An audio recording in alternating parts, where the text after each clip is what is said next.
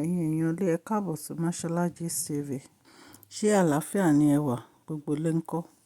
Bí a ṣe gbọ́ o, àǹtí wa fashion kábíyèsí wọ́n ní kán kó gbẹrù wọn kán gba family house wọn lọ nítorí ìwà tí wọ́n ní wọ́n wù láti mú passport Queen Naomi kúrò nínú palace.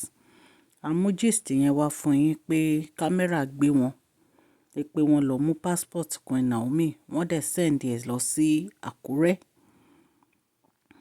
pẹ̀lú unknown dispatcher bí a ṣe gbọ́ nìyẹn allegedly. Wọ́n ní nǹkan tí Queen Naomi fi lọ sí Dubai nìyẹn látìgbà tí wọ́n ti fi passport ránṣẹ́ sí Àkúrẹ́. Ẹ̀yin èèyàn lé, kí ni ìdí tí wọ́n fi mú passport Queen Naomi? Nítorí pé wọn ò fẹ́ kí wọ́n wá sínú palace bàbá Erin ńlá mọ́. Nítorí pé wọn ò fẹ́ kí àwọn àti kábíyèsí kan ní nǹkan kan papọ̀ mọ́. Kábíyèsí ẹ̀ṣẹ̀ ń rí gbogbo nǹkan tó ń ṣẹlẹ̀ ní competition upon competition. Wọ́n ní ìgbà tí bàbá wa dé ni wọ́n tó gbé ìgbésẹ̀ lórí ọ̀rọ̀ yìí. Ṣé ẹ mọ̀ pé wọ́n ní màmá Queen tí ń sọ pé gbogbo nǹkan tó ń ṣẹlẹ̀ kábíyèsí ò kí ń sọ̀rọ̀ nù palace. Kábíyèsí máa dákẹ́. Ìpè security ọmọ àwọn àti safety ọmọ àwọn ó wà important.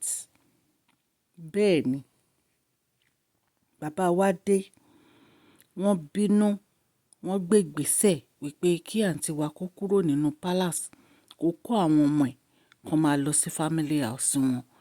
Kí ni ìdí tí àǹtí wa fi máa mú passport Queen Naomi àti Tádéníkáwò tó máa fi ránṣẹ́ sí Àkúrẹ́?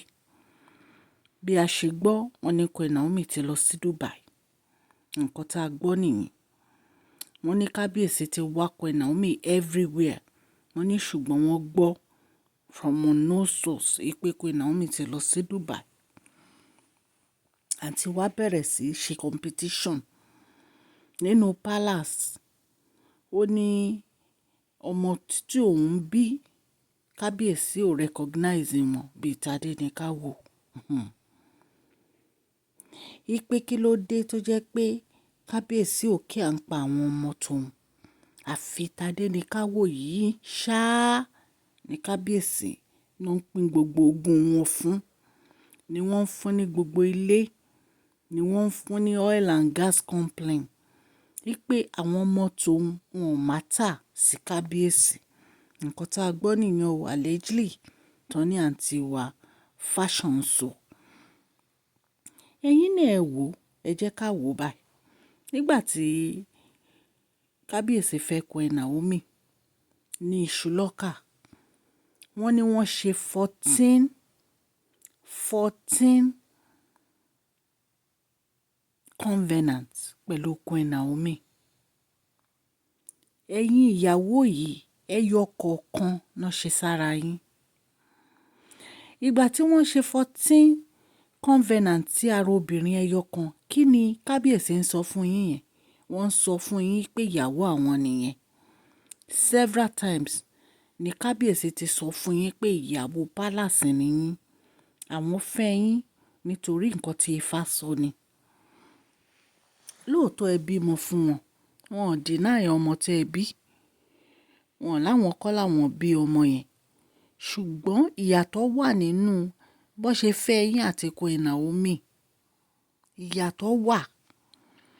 Ìtorí ẹ̀ kò yẹ kẹ́ máa fi igagbága pẹ̀lú Queen Naomi. Torí tẹ́ bá ń fi igagbága pẹ̀lú Queen Naomi, ẹ lè rójú rere kábíyèsí.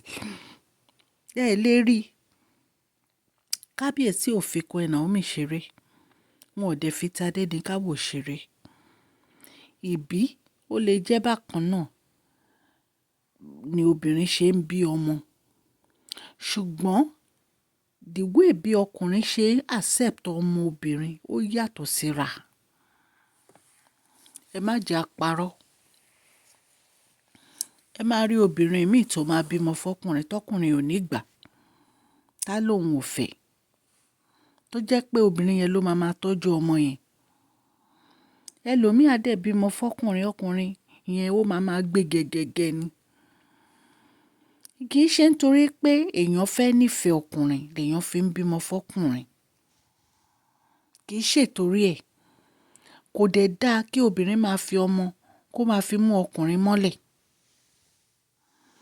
Jẹ́ kí ìfẹ́ wà láàrin ìwà àtọkùnrin yẹn. So ní ìsìn báyìí gbogbo àwọn ìwà tẹ́ ẹ ṣe àti ìwà tẹ́ ẹ wò ń hàn sí kábíyèsí.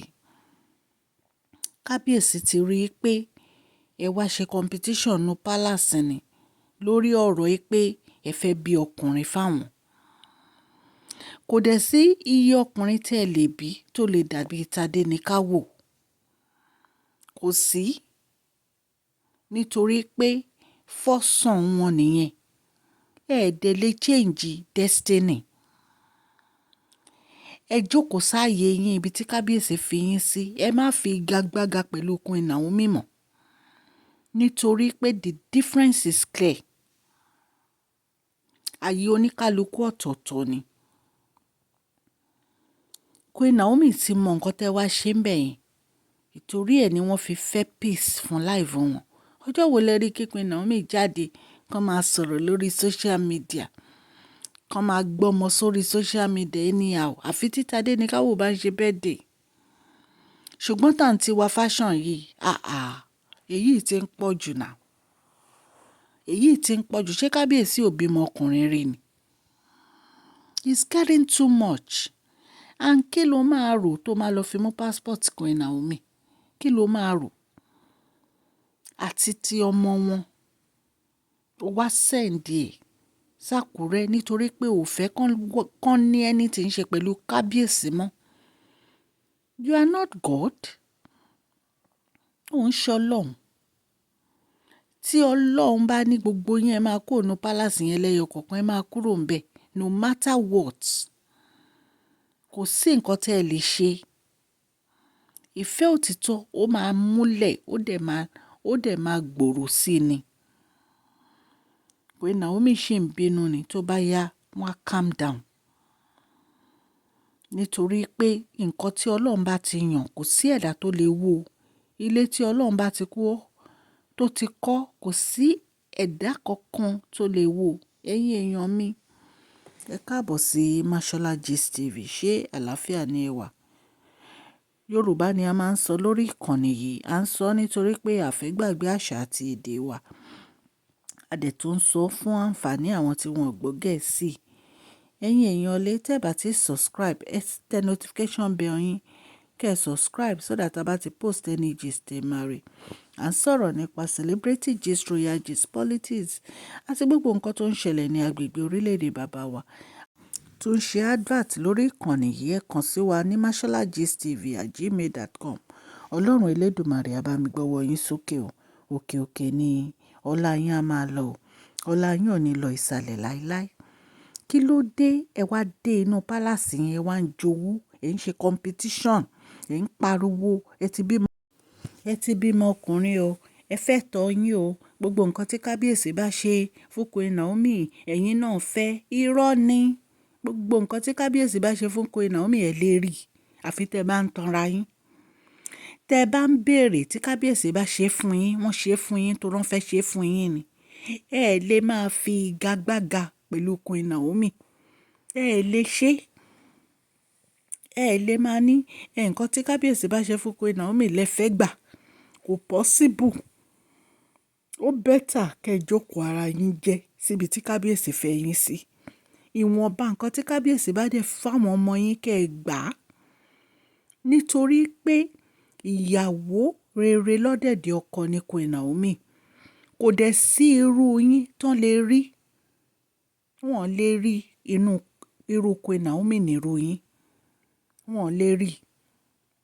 Obìnrin tí kábíyèsí fẹ́ pẹ̀lú ìdùnnú àti ayọ̀ ni Queen Naomi. Obìnrin alálùbáríkà ni Queen Naomi. Obìnrin tó fi ń tọrọ obìnrin ni Queen Naomi. Queen Naomi ò wá sí palace yẹn nítorí ipò àbí nítorí owó.